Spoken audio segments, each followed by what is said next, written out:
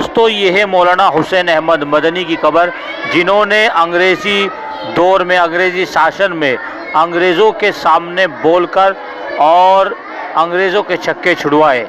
اور انگریزی دور وہ تھا جس میں ہندوستان میں کوئی بھی شخص اپنے اندر بولنے کی صلاحیت اور ہنر اور طاقت نہیں رکھتا تھا، لیکن مولانا نے انگریزوں کا مقابلہ اپنی زبان اور اپنے ہاتھ اور تلواروں سے کیا اور اس ملک بھارت کو آزاد کروایا۔ دوستو ویڈیو پسند آئے تو ویڈیو کو جلد شیئر کریں اور دوسروں تک اس کی جانکاری ضرور پہنچائیں۔ مولانا قاسم نانوتوی نے ہندوستان میں بڑا انقلاب پیدا کیا، ہندوستان میں بلکہ کہیے اگر مدارس کا جال کسی نے پھیلایا ہے یا قرآن کریم کی بڑی جو قربانی دی ہے وہ مولانا قاسم نانوتوی نے اب اس محنت سے دارالعلوم دیوبند کی بنیاد رکھی۔ مولانا ہمارے ساتھ جڑے ہیں اور مولانا کا مزار پیچھے ہم ان کو بھی دکھائیں گے۔ مولانا قاسم نانوتوی کیسے شخص تھے، انہوں نے کیا کیا انقلاب پیدا کیے ہیں؟ السلام علیکم ورحمۃ اللہ وبرکاتہ۔ حضرت دیکھیے، مولانا قاسم نانوتوی کی حیات پر کچھ کہنا آپ پکڑ لیجیے، مطلب یہ ہمارے بس کی بات نہیں ہے، کیونکہ مولانا قاسم نانوتوی صاحب کو دنیا جانتی ہے اور تقریباً سبھی جانتے ہیں کہ حضرت مولانا محمد قاسم نانوتوی صاحب قصبہ نانوتوی میں پیدا ہوئے اور پھر اللہ تعالیٰ نے ان سے اتنا بڑا کام لیا ہے کہ جس کی بنا پر دارالعلوم کی انہوں نے بنیاد رکھی۔ اللہ کے نبی ان کے خواب میں آئے، سب واقعہ مشہور ہے، سب حضرات جانتے ہیں، اور ان کی بنا پر، دارالعلوم کی بنا پر آج پورا ہندوستان کو دنیا بھر میں جانا جاتا ہے۔ اچھا، مولانا قاسم نانوتوی کی قربانیاں کیا ہیں؟ مولانا قاسم نانوتوی کی قربانی آپ دیکھیے، جنگ آزادی میں کتنی بڑی قربانی ان کی ہے۔ شاملی کے میدان میں انہوں نے شرکت کی ہے اور جنگ آزادی کی نمایاں خدمات انہوں نے انجام دی ہیں۔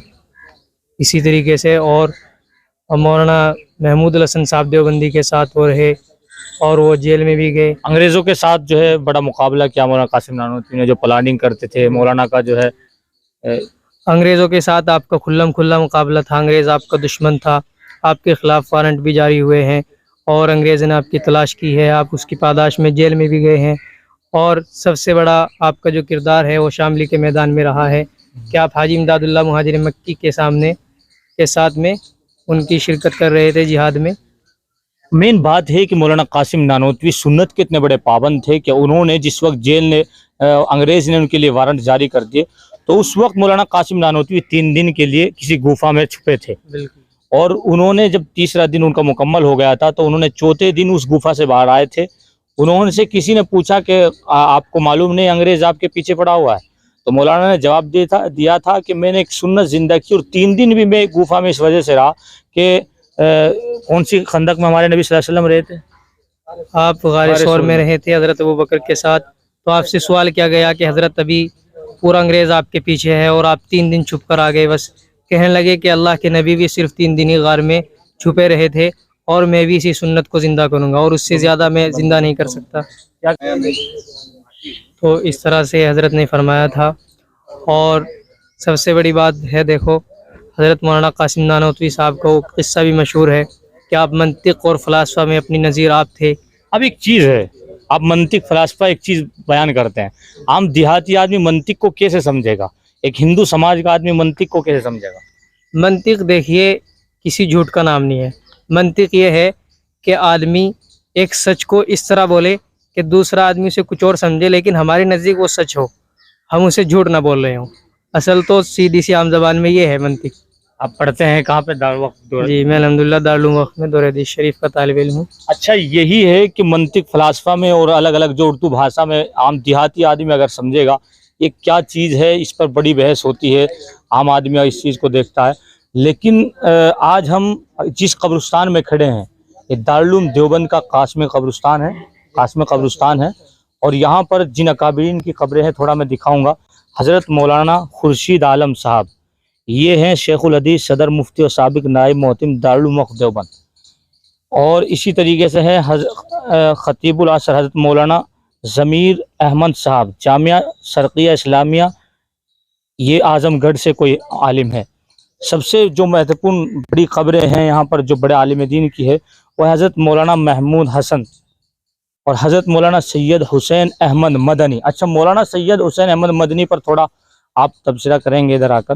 मौलाना सैयद हुसैन अहमद मदनी, क्योंकि हम थोड़ा सा ये जो लोगों को दिखा रहे हैं कि इन वीडियो बनाने का, जी इधर आ जाइए, वीडियो बनाने का जो मकसद है हमारा है वो सिर्फ ये है कि हम जो बाहर कंट्री में, मेरा कम से कम 12-13 कंट्री के लोग मुझे वीडियो देखते हैं, क्योंकि हम पूरा चैट निकाल लेते हैं कि कहाँ कहाँ हमारी वीडियो देखी जा रही है। तो मौलाना, वीडियो बनाने का मकसद ये है कि जो है लोगों को पता चल जाए कहाँ की कौन सी खबर है। ये मौलाना हुसैन अहमद मदनी की खबर है। मौलाना हुसैन अहमद मदनी, ये अपने आप में बहुत बड़ा नाम है। इनके बारे में कोई वाक़या है मशहूर?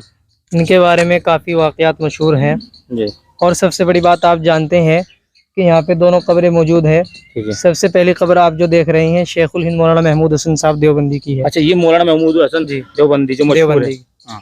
के आपने वाक़या सुना होगा।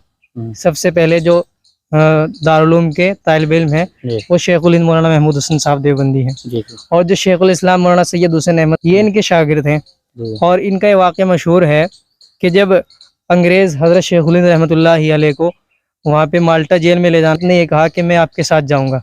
हज़रत ने मना किया, लेकिन जब इन्होंने बहुत ज़्यादा इसरार किया तो हज़रत ने इनको अपने साथ ले लिया और ये माल्टा जेल में गए।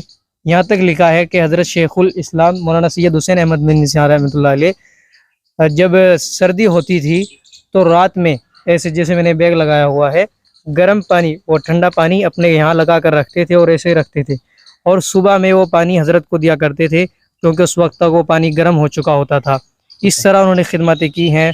और दूसरा इनका सबसे बड़ा वाक़या मशहूर है कि जब हज़रत मदनी साहब रहमतुल्लाहि अलैह रमज़ान का महीना आया तो हज़रत हाफिज़ नहीं थे।